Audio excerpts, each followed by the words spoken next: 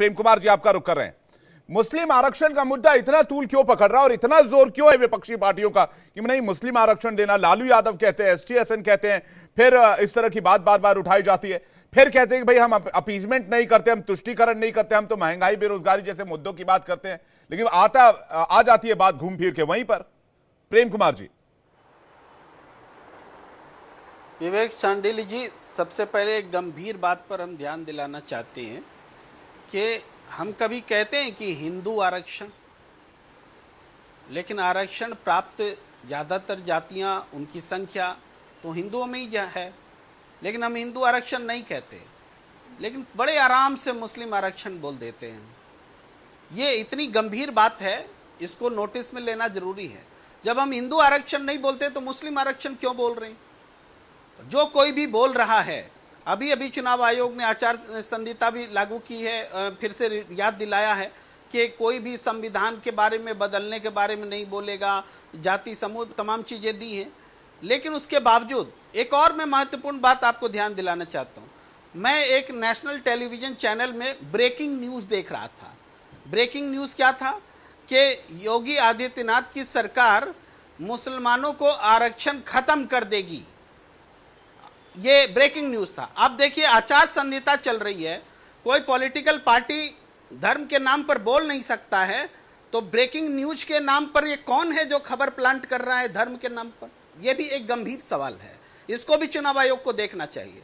और मान लीजिए एसटी हसन ने कुछ बोला कि मुसलमानों को आरक्षण देना है, एसटी हसन तो इस बार उम्मीदवार भी नहीं है। अगर वो बहुत गंभीर बात है तो चुनाव आयोग उस पर एक्शन ले।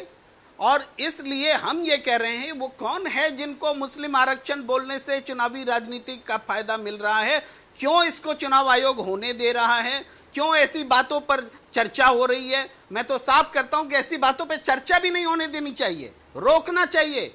ये क्यों हिंदू मुस्लिम पर हम चर्चा नहीं करेंगे, हिंदू आरक्षण मुस्लिम आरक्षण पर चर्चा नहीं करेंगे, ये मैं एक आइडियल बात कह रहा हूं, लेकिन हम जानते हैं कि आइडियलिज्म नहीं होगा। नहीं, क्यों नहीं करेंगे? कोलकाता हाईकोर्ट चर्चा कर सकता है, इस पर आदेश दे सकता है, तो हम क्यों नहीं चर्चा करें? कोलकाता हाईकोर्ट ने क्या मुस्लिम आरक्षण बोला है क्या? नहीं, क्या बोला? देख लीजिए, उसमें कहीं भी मुस्लिम आरक्षण नहीं लिखा हुआ है। जी बताइए ना, क्या कोर्ट के हिसाब से क्या हुआ? कोलकाता हाईकोर्ट का फैसला क्या है?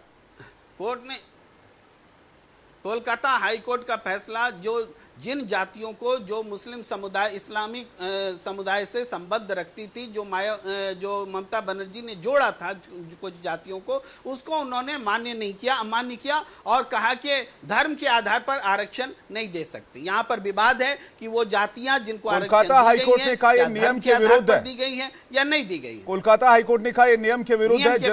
जिस तरह से आपने इन जातियों को ऐड किया है, इसलिए 5 लाख ओबीसी सर्टिफिकेट रद्द करते हैं, ये कोलकाता हाईकोर्ट ने कहा। आप कह रहे हैं चर्चा के योग्य नहीं है, ये आइडियलिज्म है। नहीं प्रेम कुमार जी, आप कह रहे हैं चर्चा के योग्य नहीं, आइडियलिज्म नहीं है।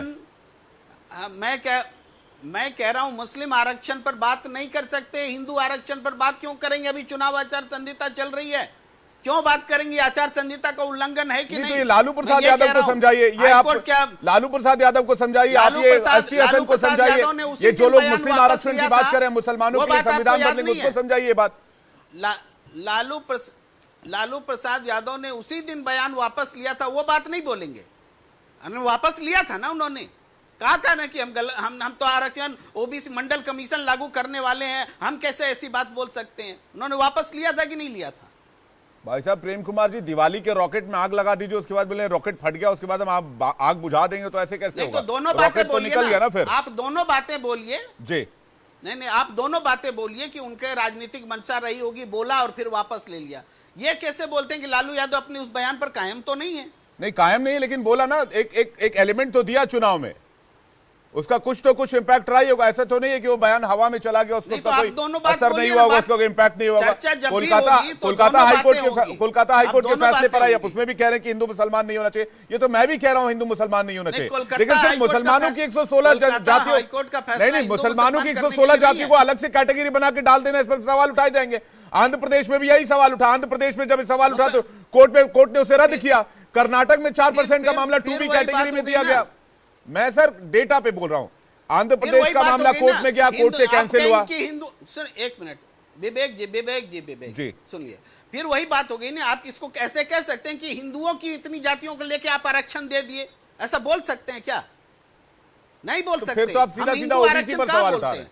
तो हम मुस्लिम आरक्षण क्यों बोलेंगे? प्रेम कुमार जी, आप क्या, आपकी मंशा ये है कि आप ओबीसी को क्वेश्चन कर रहे हैं, आप ओबीसी कैटेगरी को क्वेश्चन कर रहे हैं आप?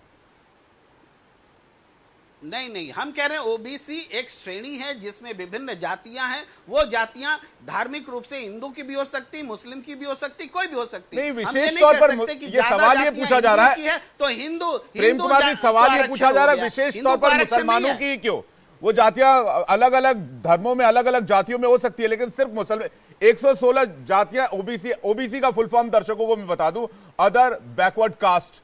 अदर बैकवर्ड कास्ट में अदर में अन्य में कोई भी आ सकता है, लेकिन सिर्फ अगर मुसलमानों को ही उससे जोड़कर देखा जाएगा तो सवाल पूछा जाएगा। मैं जा रहा हूं विमल सिंह के पास इस पर पूछने के लिए। विमल जी, आप लोग क्यों कह रहे हैं कि भाई ये मुसलमानों की जातियों को शामिल करके मुस्लिम तुष्टीकरण की कोशिश की जा रही हो? तो अदर बैकवर्ड कास्ट से ओबीसी में दूसरी जातियों के जो पिछड़े लोग हैं उनको शामिल किया जा सकता है, ये प्रावधान है? देखिए विवेक भाई, सबसे पहले मैं बात करना चाहूंगा कि ये विपक्ष के लोग जो है हमेशा जो है बात करते हैं संविधान का, हमेशा बात करते हैं कानून और न्याय का। आपने देखा किस तरीके से ममता बनर्जी जी कह रही हैं कि हम हाईकोर्ट के फैसले को नहीं मानेंगे, नहीं मानेंगे, नहीं मानेंगे। देखिए, उन्होंने जो है एक जो है बंगाल के अंदर जो है 77 जो है मुसलमानों को ओबीसी श्रेणी में रख के स्टेट गवर्नमेंट की तरफ से उनको फायदा पहुंचाया जा रहा था आरक्षण देकर। ऐसा नहीं है कि ये बंगाल के ही अंदर है, ये जो है कर्नाटक के अंदर है, केरल के अंदर जो है शिक्षा में 8% है, नौकरी में जो है 10% का आरक्षण दिया जा रहा है।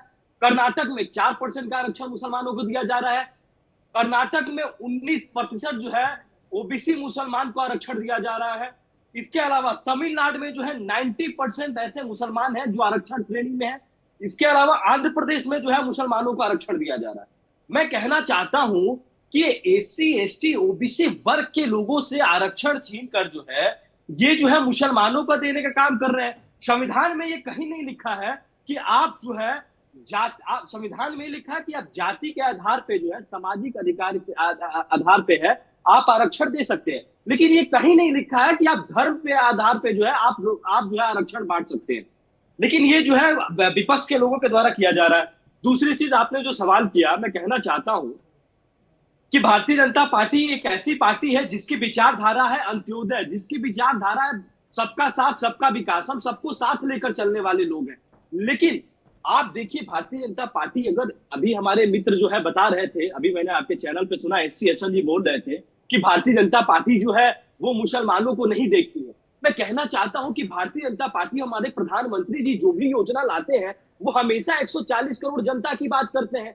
आप देखिए 3 तलाक जैसे जो है हमने आपने कहा सबका साथ, आपने कहा सबका साथ सबका विकास, तो मुसलमानों का विकास क्यों नहीं? मुसलमानों का विकास कर रहे हैं हम।